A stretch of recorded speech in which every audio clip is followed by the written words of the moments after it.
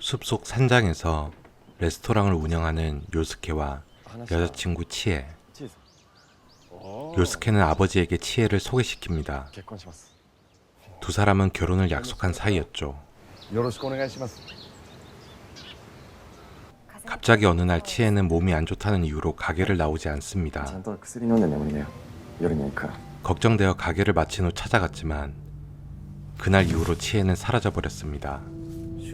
거기에다 료스케의 아버지는 췌장암 말기 판정을 받습니다.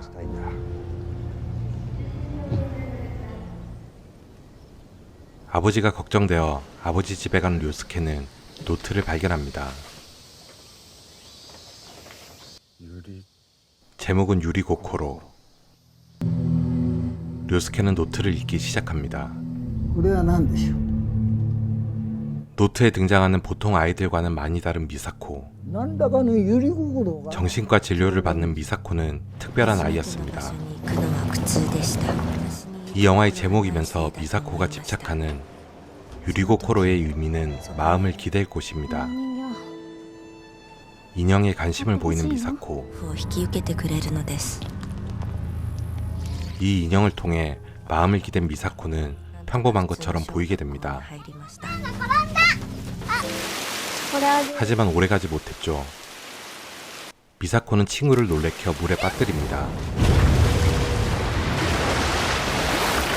친구가 물에 빠져 살기 위해 발버둥 치지만 미사코는 무심히 바라볼 뿐입니다.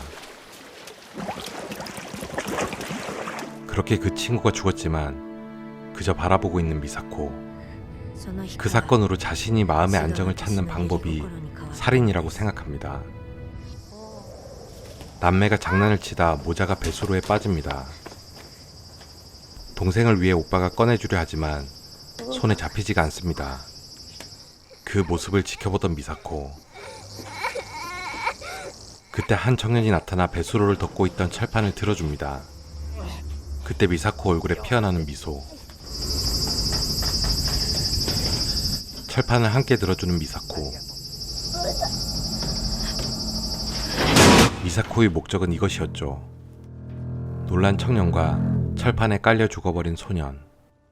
그렇게 노트를 읽던 류스케는 아버지의 소리에 자신도 모르게 무언가 들킨 사람처럼 노트를 숨깁니다. 뭔가 찝찝한 기분 탓인지 아버지에게 노트에 대해 물어보지도 못하죠. 그 노트를 본 이후부터 악몽에 시달리는 류스케. 그러던 중 호스야라는 한 여인이 류스케를 찾아옵니다.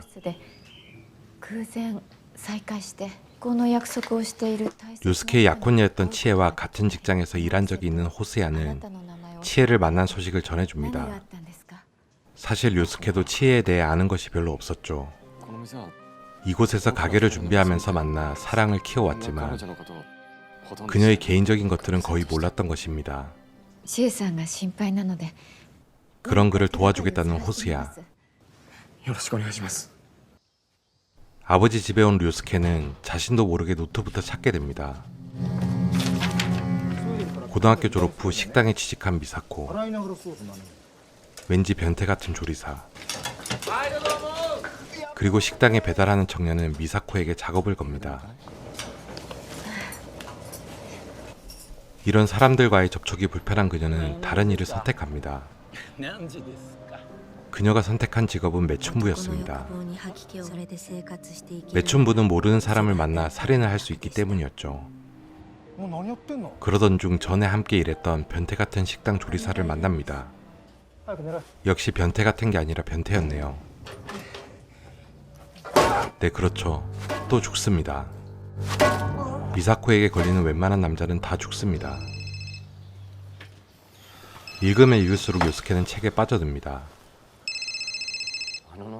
그 책을 보기 시작한 후 뭔가 심적인 변화를 느끼기 시작하는 료스케. 책이 소설이기보다는 누군가의 일기같이 느껴집니다. 다시 찾아온 호스야. 그녀는 믿기 힘든 얘기를 하기 시작합니다. 치에는 야쿠자인지도 모르고 결혼하여 그를 피해 이곳으로 왔던 것이었죠. 하지만 결국 이곳에 있던 것도 들키게 되어 야쿠자에게 돌아간 것입니다. ひどい仕事って。 그 야쿠자는 치에를 매춘부로 이용했었습니다. 그 모습을 상상하니 눈이 풀리고 점점 이성을 잃어가는 료스케. 그럴수록 료스케는 갈증을 느끼고 노트를 찾게 됩니다. 미사코는 평소 일하던 것처럼 길에 있던 남자에게 말을 겁니다. お金がいるんです。 하지만 이 남자는 다른 남자들과는 달랐죠. 그냥 돈만 주고는 밥을 먹자는 남자. 미사코는 성병 때문에 꺼린다고 생각했지만 이 남자는 아예 생각이 없었죠. 僕は変わってるから気にしないで。私も変わってます。 그 다음날부터 그 남자는 같은 곳에서 미사코를 기다립니다. 미사코는 언제 죽일지 고민하고 있다는 것도 모른 채 그렇게 미사코를 챙기던 이 남자도 돈이 점점 떨어집니다. 바라는 것 없이 미사코를 챙기는 이 남자는 같은 남자인 제가 봐도 멋있네요. 미사코는 정말 미안해서인지 아니면 죽이려는 것인지 사는 곳까지 따라갑니다. 이 남자도 어떤 고통에 시달리고 있었죠. 그렇습니다. 이 남자가 바로 미사코가 철판으로 내리쳐 살인했던 그 당시에 철판을 함께 들고 있던 청년이었습니다. 결국 미사코 때문에 인생을 망친 남자.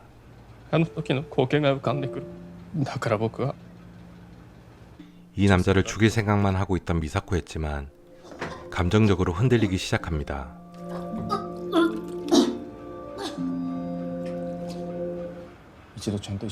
미사코는 몸을 파는 일로 인해 누군가의 아이를 임신한 상태였습니다.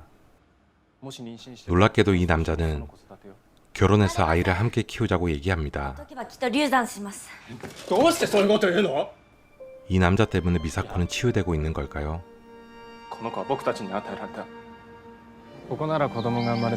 그렇게 서로의 유리고 코로가 된 그들은 새 출발을 시작합니다. 미사코는 아이를 출산하고 가족이라는 테두리 안에서 유리고 코로를 찾습니다.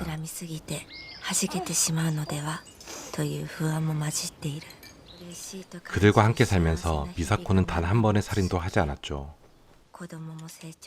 그렇게 행복하게 살아가던 그녀에게 누군가 찾아옵니다. 이 남자는 예전에 식당에서 작업을 걸던 배달원. 미사코가 죽였던 그 변태 조리사가 미사코를 만나기 전 이 남자에게 전화를 했었던 것이죠. 6만円出せば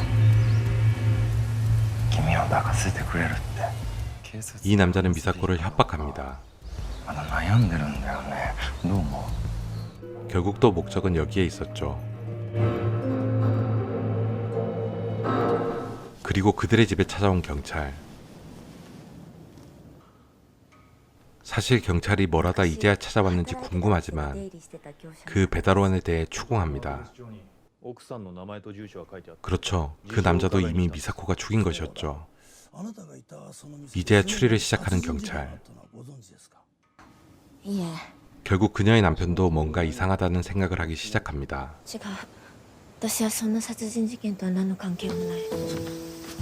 이 노트는 누가 쓴 소설일까요? 아니면 누구의 일기장일까요? 또 료스케는 약혼녀 치에를 찾을 수 있을까요?